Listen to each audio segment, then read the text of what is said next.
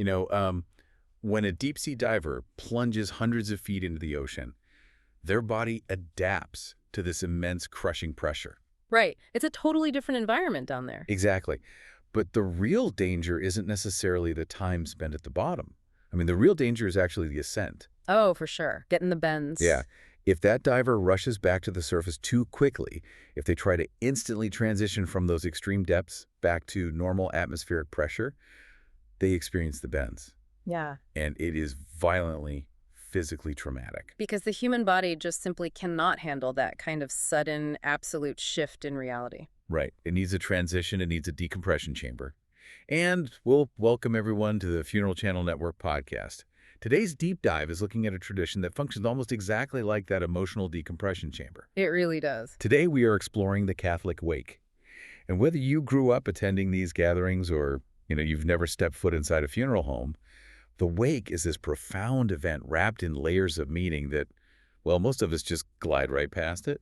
We really do. I mean, we tend to focus entirely on the logistics of death rather than the architecture of mourning. Yeah, exactly. The event planning side of things. Right. We fixate on the times, the dates, the addresses, the caterer. We treat it like event planning.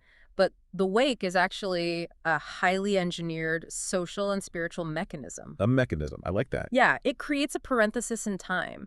It's a suspended moment between the life that was just lived and the final farewell that is to come. Which is such a wild concept when you really think about it. It is. It operates simultaneously as a deeply private spiritual transition and a really highly public communal event. Which brings us to the core of what we're doing today, right? We are looking to understand the mechanics of that transition. Yeah. Like, why do we gather in these softly lit rooms? Yeah. Why do these historically rooted traditions ask us to literally stay awake?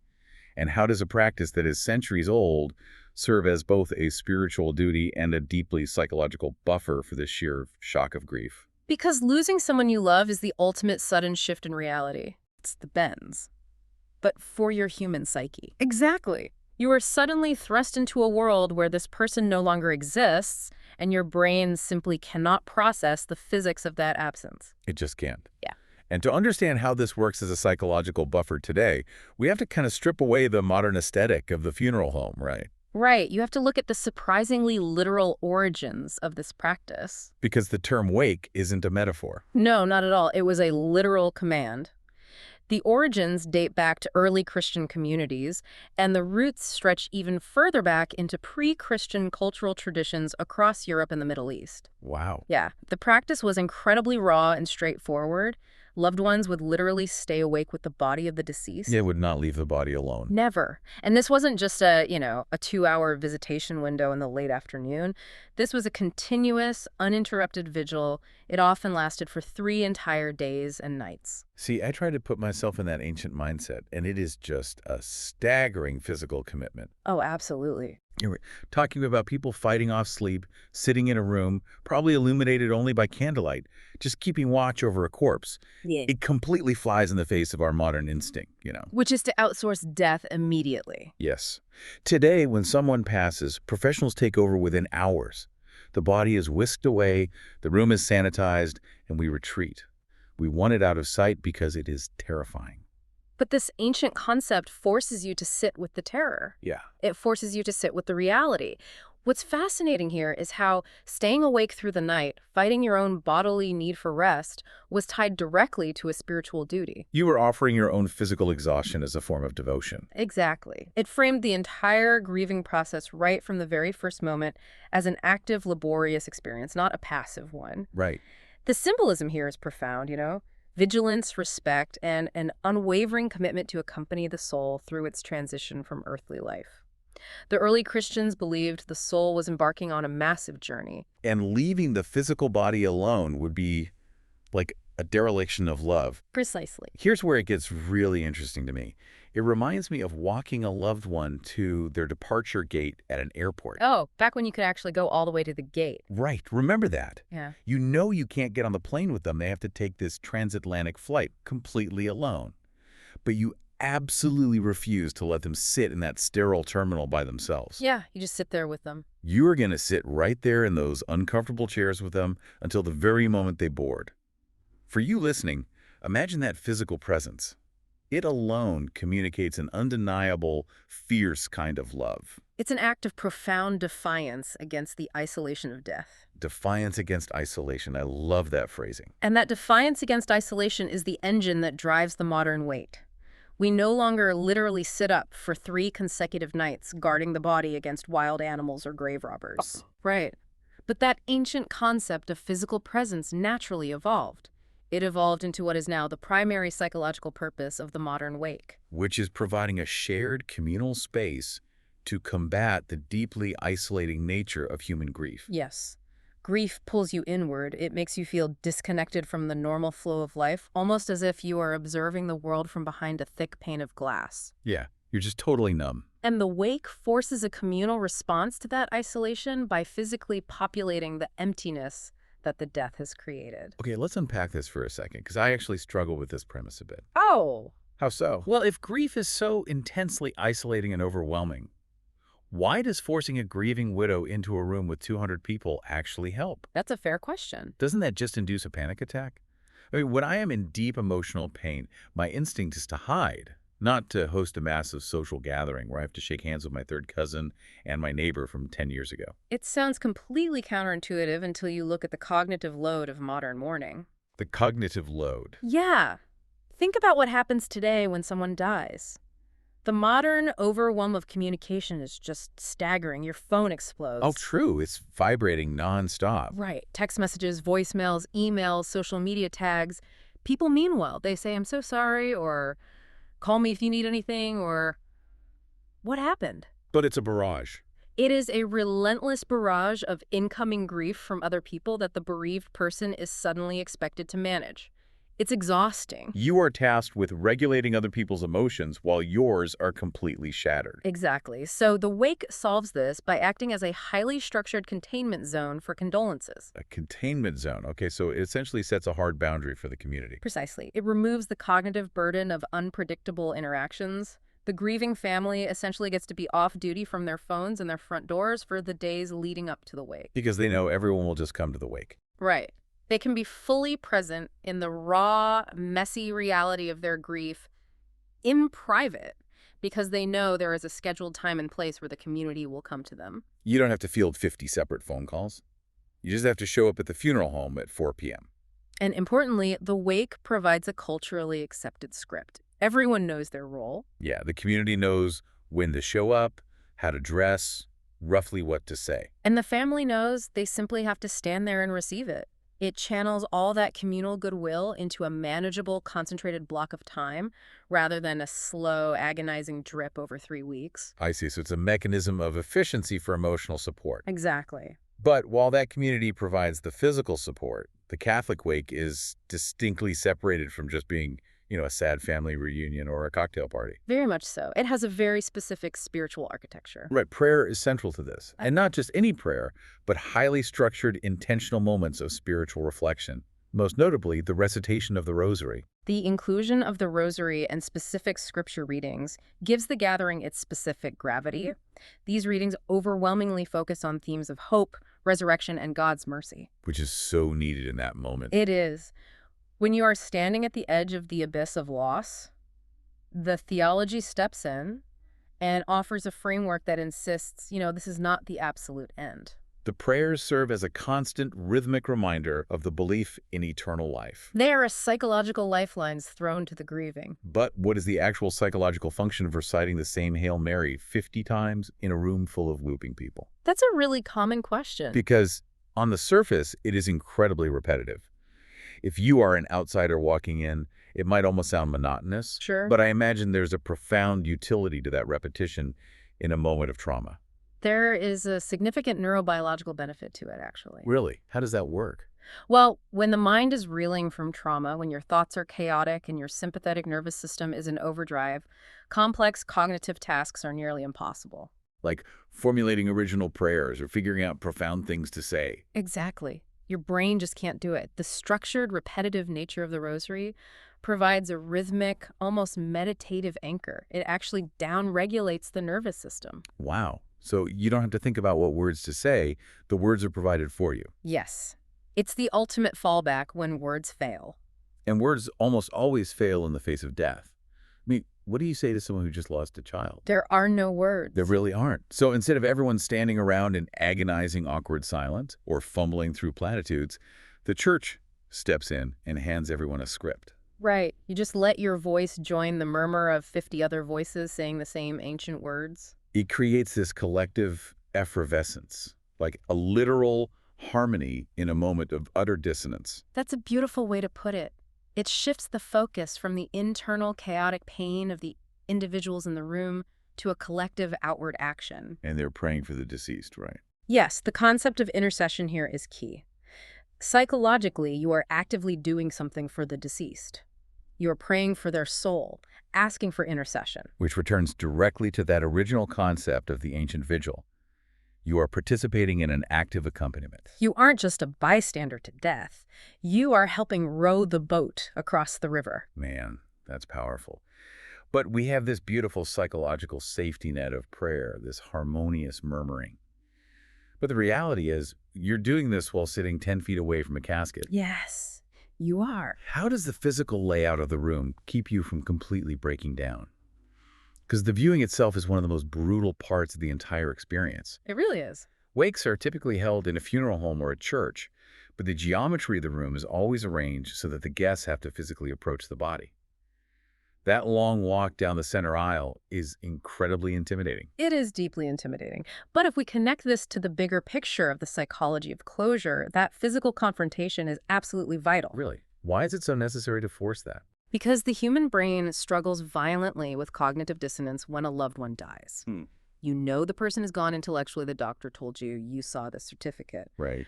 But your emotional brain, your limbic system, still fully expects them to walk through the front door at 6 p.m. Because for your entire life, object permanence has been a reliable rule. When a person leaves the room, they exist somewhere else and they eventually come back. Exactly. Your brain has tens of thousands of data points confirming this rule and only one data point saying they are gone forever. So your brain just rejects the new data. It does, and the viewing shatters that cognitive dissonance. Seeing the physical body still and lifeless is a harsh but biologically necessary truth. It forces the visual cortex to send a signal to the rest of the brain that actually aligns with the intellectual reality. Yes, it is the visual confirmation that the transition has undeniably occurred. It bypasses denial. I just think about how much courage it takes to walk up to that casket. Your heart is pounding. Your body is literally screaming at you to turn around and run out the door. Run back into the bright, noisy street where everything is normal. Exactly, where this nightmare isn't happening. Yeah. But the entire physical setup, the hushed voices, the rows of chairs facing the front, the designated approach, it's designed to gently but firmly force us into accepting a reality we desperately want to deny. It is the ultimate facing the facts moment, but it also allows for the finality of a personal goodbye. Right? That quiet moment at the casket is deeply private, even within a highly public room. It is a designated spatial zone for whispered apologies, final I love yous, or simply silent, heavy acknowledgement. But the brilliance of the architecture of the wake is that this terrifying, stark moment of facing reality is cushioned by the community. Yes. You aren't doing it alone in a sterile hospital room or a morgue. You walk up to the casket, you face the hardest truth in the world, and then you turn around and you are immediately caught by the embrace of a room full of people. The physical journey in that room mirrors the emotional journey. It guides you from isolation to a direct confrontation with death, and then pushes you back out into the warmth of the living. And once that reality is confronted at the casket, the atmosphere of the wake often experiences a very distinct shift, doesn't it? It does. It is not exclusively solemn for 4 straight hours. It incorporates elements that actively celebrate the person's earthly journey. This is where we see the personalization of the sacred. And I think this is the part that surprises people who haven't experienced it before. Definitely. Once the initial tears are shed, you start hearing laughter, like genuine roaring laughter in the corners of the room. Yes. You have the priest leading ancient prayers regarding eternal salvation on one side of the room, and 5 minutes later, you have an uncle by the coffee station telling a hilarious, slightly inappropriate story about the time the deceased accidentally set a Thanksgiving turkey on fire. It's such a human contrast. It is. How do those two extremes exist in the exact same room? Because human beings require narrative to make sense of a life, and storytelling is a deeply natural healing mechanism. It really is. While the primary structural focus is on the spiritual transition, the stories highlight the character, the flaws, the accomplishments, and the unique personality of the deceased. It grounds the immense, abstract concept of a soul entering eternity into the specific reality of a human life. Exactly, and it provides immense comfort through shared tribal memory. It honors the duality of human existence. We are eternal souls, but we are also, quirky people who liked bad 80s music and burnt toast. Right. And this is where things like memory boards come into play. Oh, I find memory boards endlessly fascinating. It's like a curated museum exhibit of a perfectly ordinary life. It is. You see them with a terrible haircut in college. You see them holding a baby that is now standing right next to you as a grown adult. Yeah. It provides a tangible timeline. And the environment supports this transition back to the living. The music chosen, whether it's subdued hymns or specific songs significant to the deceased, adds a personal auditory layer that triggers memory. Furthermore, the cultural variations regarding food and fellowship are critical. In many traditions, offering food or refreshments during or immediately after the wake is a vital component of the ritual. Right, because eating is the ultimate biological proof that you are still alive. Biologically, consuming food forces the parasympathetic nervous system to engage. It literally grounds you. That makes so much sense. Sharing a cup of coffee or a meal brings warmth and a physical, biological reality to an event that is otherwise heavily emotional, abstract, and spiritual. It emphasizes hospitality and community survival. We have to eat. We have to continue. This duality, the sacred and the deeply personal, is why this tradition has survived for centuries. But it is not a static tradition. It's constantly evolving. We aren't just relying on poster boards with printed photos glued to them anymore. Right. The ritual is actively integrating with modern technology and modern sociological needs.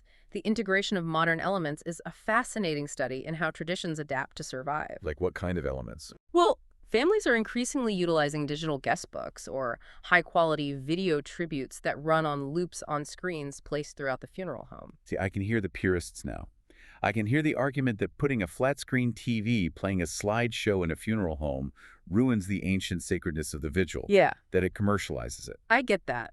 But the counter-argument is that these modern elements, when used thoughtfully, do not detract from the sacredness at all. They don't. No, they are simply the technological evolution of the oral storytelling we just discussed. A video tribute, combining moving images, home videos, and carefully selected music, can evoke powerful, cathartic, emotional releases. That's true. Seeing a video of them laughing is so different from a static photo. It provides an accessible, immersive way for guests to engage with the life of the deceased.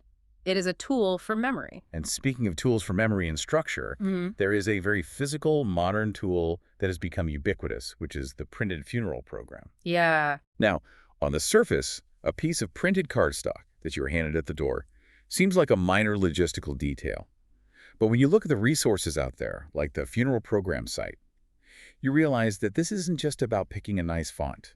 It's so much more than that. We are talking about the democratization of a highly complex ritual. The printed program serves as a vital sociological bridge. Historically, in a homogeneous community where everyone was the same religion and attended the same church, everyone knew the ritual by heart. The script was just internalized. Exactly. But today, our social circles are incredibly diverse. Oh, absolutely. Imagine you are a coworker or a neighbor who is entirely secular or from a completely different faith background. Right. You want to support your friend who just lost their mother, so you show up to the Catholic wake, but you have absolutely no idea what is going on. You'd be totally lost. You don't know the responses to the prayers, you don't know when to kneel, when to stand, or what the protocol is for approaching the family. You are already anxious because you were in a room full of grieving strangers, and now you are terrified of doing the wrong thing and offending the family. That is the anxiety of the outsider, and it is a very real barrier to communal support. It really is. If people are too anxious about the rules, they won't show up, or they will stand in the back, unable to participate in that collective effervescence we discussed. So what does this all mean? This is why the printed program is actually a profound act of hospitality. Yes. When you walk in and someone hands you a clearly designed roadmap that outlines exactly what is going to happen, maybe it even has the phonetic pronunciations of the prayers printed right there, Yeah. it lowers your blood pressure immediately. You realize you don't have to guess. Exactly.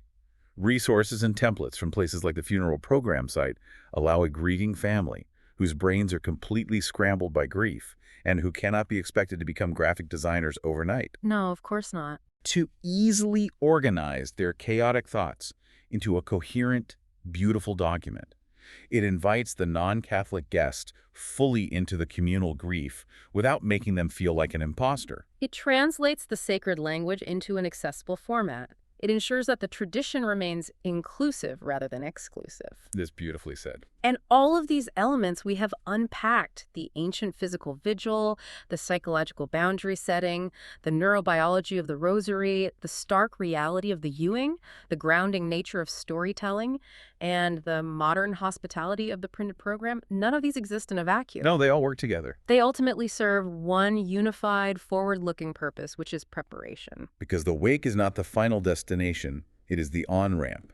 It is the bridge to the funeral mass. It is explicitly designed as the first formal step in the journey of farewell. Step 1. Right. It systematically moves families and communities from the initial paralyzing shock of the death toward a state of grounded acceptance.